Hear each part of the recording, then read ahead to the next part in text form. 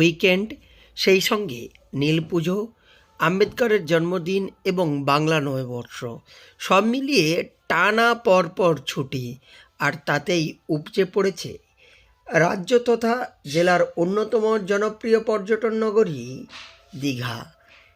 সমুদ্রবিলাসী মানুষজন প্রথমেই বেড়াতে জায়গার কথা মাথায় এলে আসে দীঘার নাম।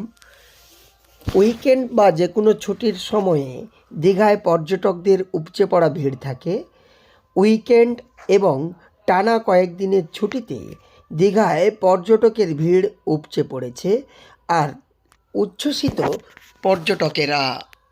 টানা ছুটি কতদিন থাকছেন এবার দীঘায়? 3 দিন। কি কি দেখার ইচ্ছা রয়েছে দীঘায়? তাজপুর যাব, শঙ্করপুর, ঢেউসাগর আছে, উদয়পুর, আমরা তালসারি, মন্দারমণি আছে। এসছি কালকে, এসছি কাল সকালে। আগের বারে দীঘা থেকে এবার কেমন লাগছে? দীঘা খুব ভালো জায়গা। আমি প্রতি বছর 3 থেকে 4 বার আসি। এই আগের বছর থেকে বছর 6 বার হয়ে গিয়েছে। আগের মাসে এসেছিলাম। সমুদ্র স্নান হয়েছে?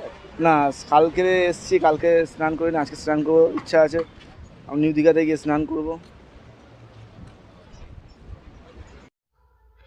চলতি পর্যটন মরশুমে দীঘায় সেভাবে ভিড় হয়নি, তবে এপ্রিল মাসের শুরু থেকেই দীঘায় ভিড় বাড়ছে।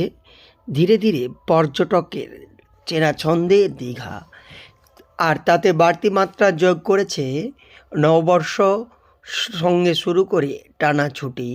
তাতেই দীঘায় প্রচুর পরিমাণে পর্যটক আসছে, এমনকি প্রতিটা হোটেলে ঘর খালি নেই। সামনেই দীঘা জগন্নাথ মন্দিরের উদ্বোধন, এখন থেকেই হোটেল বুকিংয়ে জোয়ার এসেছে। সব মিলিয়ে জগন্নাথ মন্দিরের উদ্বোধনের আগে বাংলা নববর্ষ ঘিরে টানা ছুটি, পর্যটকে মুখর দীঘা সমুদ্র সৈকত। জোয়ারের সময় বাড়তি সতর্কতা অবলম্বন করেছে প্রশাসন, কারণ বঙ্গোপসাগরের উপর নিম্নচাপ, তাই জোয়ারের সময় কিছুটা উত্তাল রয়েছে সমুদ্র। আমার নাম হচ্ছে আরিয়ান আলী মণ্ডল।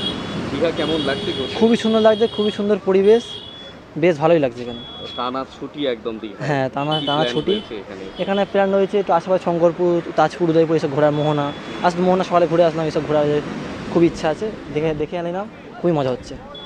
বর্তমানে রাজ্য সরকারের নানান উন্নয়নমূলক কর্মযজ্ঞের ছোঁয়ায় দীঘার বাহ্যিক রূপ অনেকটাই বদলে গিয়েছে। দীঘা শুধুমাত্র সমুদ্রকেন্দ্রিক পর্যটক কেন্দ্র না, এর পাশাপাশি নানান পার্ক ও একাধিক দর্শনীয় জায়গা দীঘার মুকুটে বাড়তি পালক যোগ করেছে। ফলে দীঘার ব্র্যান্ড ভ্যালু এখন বিশ্বমানের।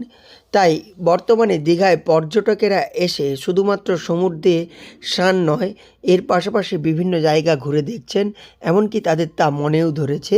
পূর্ব মেদিনীপুর জেলার দীঘা থেকে সৈকত সিংয়ের